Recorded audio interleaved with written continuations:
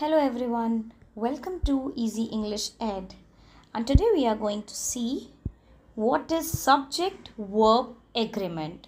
So let's get started. Subject verb agreement का मतलब क्या होता है? एक छोटा सा मैं आपको सिंपल सेंटेंस का एग्जाम्पल दूंगी यहाँ पे. Ram plays with a ball. Ram plays with a ball, ये एक सेंटेंस है एंड ये जो राम है ये सब्जेक्ट है. सब्जेक्ट क्या होता है? जो कोई भी एक्शन करता है. Subject is the doer of the action.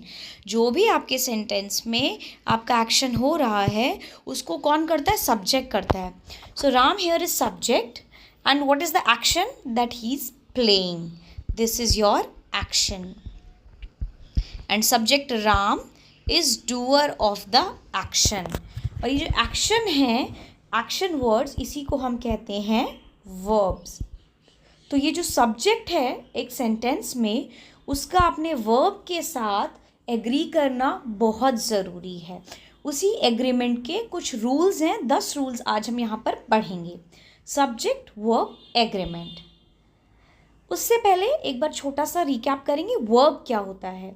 Verb is a word that shows actions, motions, doing something or states of being.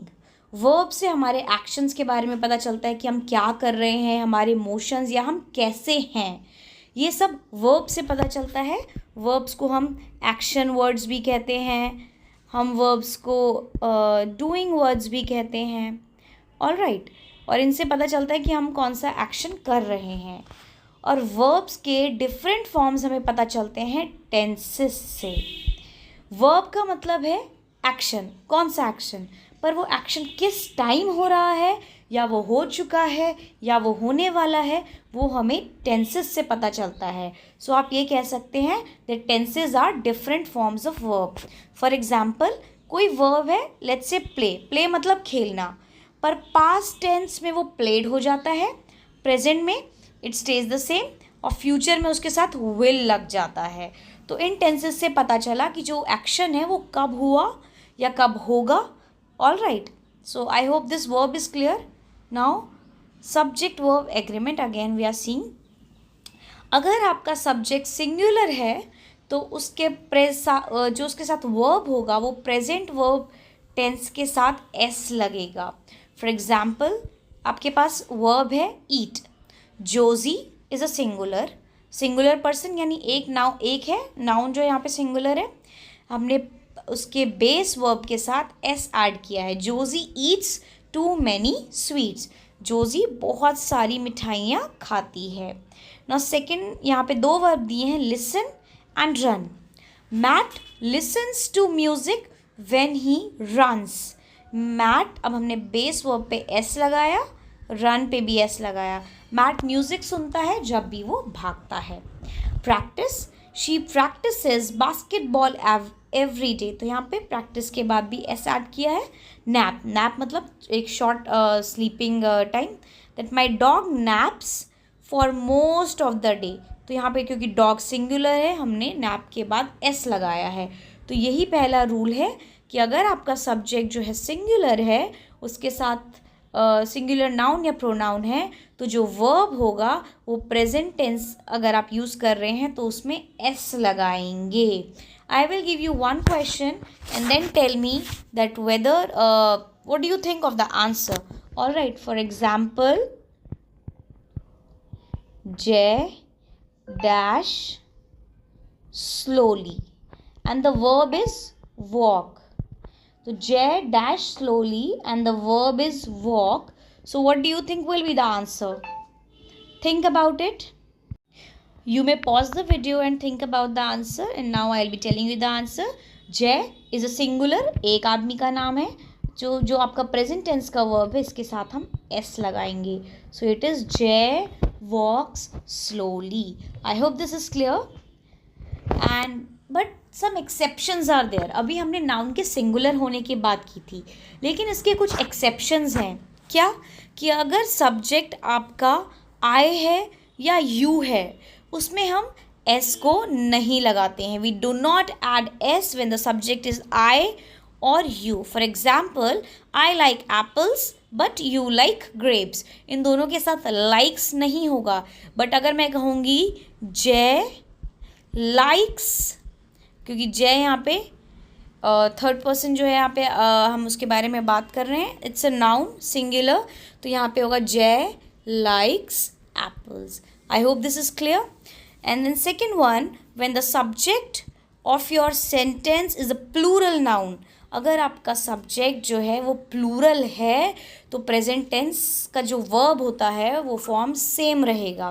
Pairi and Bella, Perry and Bella are two people, तो यहाँ पर ये आपका plural हो गया है subject, तो जो वर्ब होगा वो प्ले ही रहने वाला है. Example they, next example is they. They is refers to a group of people, it's a plural pronoun, तो यहाँ पर जो वर्ब होगा वो इन्वेंट ही रहेगा. They invent many interesting things. Then babies again plural, so जो वर्ब फॉर्म है उसमें एस नहीं आएगा, it will remain the same like babies sleep a lot. All right, now let's move further. We are going to see 10 rules.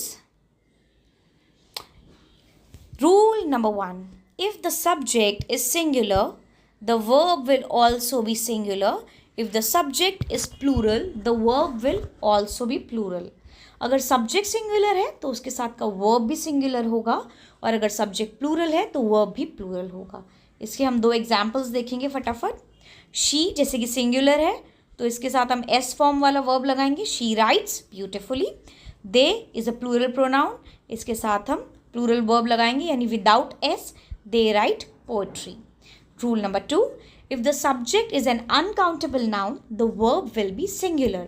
अगर subject आपका uncountable noun है तो हमारा जो वर्ब होगा वो सिंगुलर यूज होगा. एक बार एग्जाम्पल्स देख लेते हैं अनकाउंटेबल नाउन, जैसे sugar, rice, flower, water, oil, coffee, T, salt, soil. इस तरीके का अगर कोई आपके पास अनकाउंटेबल नाउन है सब्जेक्ट में तो हम सिंगुलर के वर्ब्स को यूज़ करेंगे.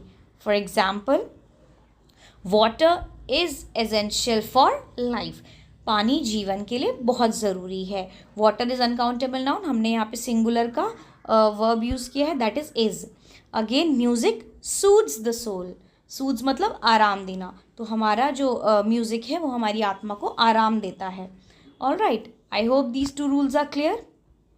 Now let's look at the next one. Rule number 3. If the subject is 2 nouns joined by and, the verb will be plural. अगर सब्जेक्ट 2 नाउन है जो and के साथ ज्वाइन होते हैं तो वर्ब क्या हो जाएगा? प्लूरल हो जाएगा. Subject is 2 nouns. Let's see the example. Like Tom and Jerry, और इसके बीच में and है तो जो आपका वर्ब है ये प्लूरल हो जाएगा. Like Tom and Jerry are best friends. Honesty and integrity, तो यहाँ पे क्योंकि 2 हैं मिक्स नहीं होगा, मेक होगा, plural verb. Honesty and integrity make a strong character. Now look at the next rule. Rule number 4.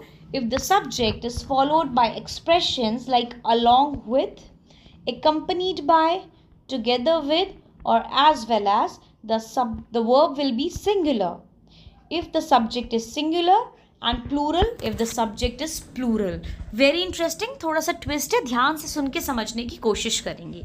अगर आपके सब्जेक्ट में एक्सप्रेशंस हैं सब्जेक्ट के साथ, जैसे कि along with, accompanied by, together with, तो अगर आपका सब्जेक्ट सिंगुलर है तो आपका वर्ब भी सिंगुलर होगा. अगर सब्जेक्ट सिंगुलर है तो आपका वर्ब भी सिंगुलर ही होगा. अगर आपका सब्जेक्ट प्लूरल है तो आपका जो वर्ब है वो भी प्लूरल ही होगा. Let's look at the examples quickly. Wait, sorry, I have to erase this. या नाउ सी द टीचर, यहाँ पे टीचर जो है सब्जेक्ट है, टीचर क्या है? Singular. Along with her students, यानी टीचर अपने बच्चों के साथ, लेकिन हमारा सब्जेक्ट यानी कि टीचर सिंगुलर है, वर्ब भी सिंगुलर ही होगा. Is attending the seminar. Second one, the players together with their coach. यहाँ पे सब्जेक्ट जो है प्लूरल है, जो प्लेयर्स हैं बहुत सारे हैं, प्लूरल है, तो हमारा वर्ब भी प्लूरल ही होगा. The players together with their coach are practising hard.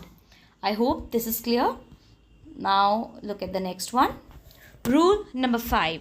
If the subject is an indefinite noun, the verb will be singular. अगर हमारा सब्जेक्ट इनडेफिनेट नाउन है, जिस नाउन के बारे में ज़्यादा जो डिफाइंड नहीं है, इट्स इनडेफिनेट, तो हमारा वर्ब सिंगुलर होगा. फॉर एग्जाम्पल समवन, तो समवन कुछ भी हो सकता है, इसलिए इसके साथ आप इज लगाएंगे. Singular verb. Someone is knocking at the door. Again everyone enjoys, everyone के साथ भी enjoys यहाँ पे हमारा singular verb लगा है, that everyone enjoys the show. I hope this is clear. Now let's look at the next rule. Rule number 6. If the subject is a plural noun like scissors, trousers, eyeglasses, jeans, the verb will also be plural. ये आपने पढ़ा भी होगा कि इन चीज़ों को हमेशा इन words को प्लूरल्स में ही यूज़ करते हैं. Trousers, scissors. सिजर्स का मतलब ये नहीं है कि बहुत सारी कैंची हैं. सिजर इज कैंची. सिजर्स जो है एक कैंची के लिए कहा जाता है, but it is always called as scissor. Scissor is not the word. All right. तो अगर आपका सब्जेक्ट ऐसा कुछ प्लूरल है तो वर्ब भी प्लूरल होगा. Now let's look at the rule. My scissors are on the table. तो मेरी कैंची जो है वो टेबल के ऊपर है. यहाँ पर एक ही सिज़र की यहाँ पर बात हो रही है कि वो जो सिज़र है वो टेबल के ऊपर है. Then second, these jeans are too tight. तो ये हम सिर्फ जीन्स के बारे में बात करें, जो एक पेयर ऑफ ट्राउजर्स है. ये जो जीन्स हैं थोड़ी सी टाइट है. All right. Now let's look at the next rule. Rule number 7. None. If the word is none, we will always use singular verb. None of the, अगर यहाँ पे singular noun है तो हम singular verb use करेंगे, and none of the अगर plural noun है तो हम plural verb use करेंगे. Now let's look at this example. None of the, अब ये none है, cake is singular, so the verb will also be singular.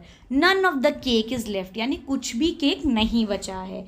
And then none of the students is plural, तो verb भी plural ही होगा. None of the students are late. I hope this is clear. Now let's look at the next one. 8th rule, very important and very easy, थोड़ा सा twisted है, ध्यान से देखेंगे. The noun that comes after the correlative conjunction, either or, neither nor, or the coordinating conjunction, that is or, nor, is the subject of the sentence. If the noun is singular, the verb will also be singular. If the noun is plural, the verb will also be plural. इसको हम थोड़ा और detail में देखेंगे. अगर neither nor use किया गया है, for example neither the green dress singular nor the pink dress singular.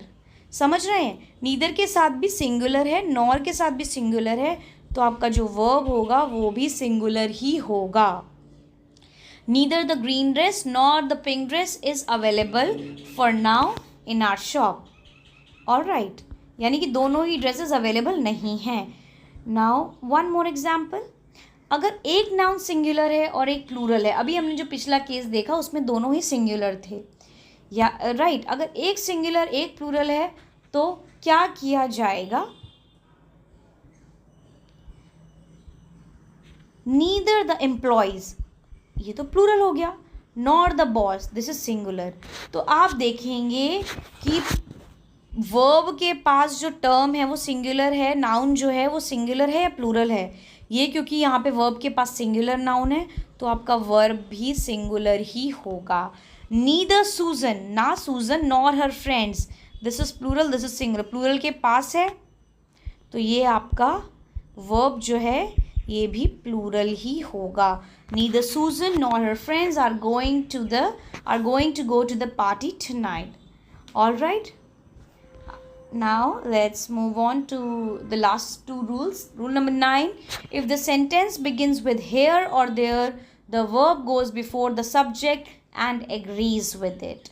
अगर सेंटेंस हेयर या देयर से शुरू हो रहा है, स्टार्ट हो रहा है, तो जो आपका वर्ब है वो सब्जेक्ट से पहले जाएगा और सब्जेक्ट के साथ एग्री करेगा. यानी अगर वर्ब सब्जेक्ट सिंगुलर है तो आपका वर्ब सिंगुलर होगा, सब्जेक्ट प्लूरल है तो वर्ब प्लूरल होगा. फॉर एग्जाम्पल देयर, जैसे देयर से स्टार्ट हुआ, इज़ अ बुक, बात हो रही है बुक की, तो जो वर्ब है वो सब्जेक्ट के साथ एग्री करेगा. यानी सिंगुलर है तो singular. There is a book on the table. Here are अब आर क्यों है, क्योंकि यहाँ पे जो हमारा सब्जेक्ट है वो प्लूरल है. So here are your keys. All right. Next one, if the subject is a collective noun the verb will be singular. तो जो जैसे कि कलेक्टिव नाउन है अगर सब्जेक्ट, तो हमारा वर्ब सिंगुलर होगा. For example, the team wins every match. Team यहाँ पर है तो ये सिंगुलर वर्ब चलेगा, wins. The committee decides the schedule. All right. So these were the 10 rules on subject verb agreement. अगर आप ये सारे रूल्स को गो थ्रू कर लेंगे and write more examples on your own, उनको कोशिश करेंगे, practising them will help you surely. And I hope this topic is clear. Please go again through the video if you have any doubts, and if you like the video, please subscribe to my channel, share it with your friends. Till then, take care. Bye bye. Happy learning.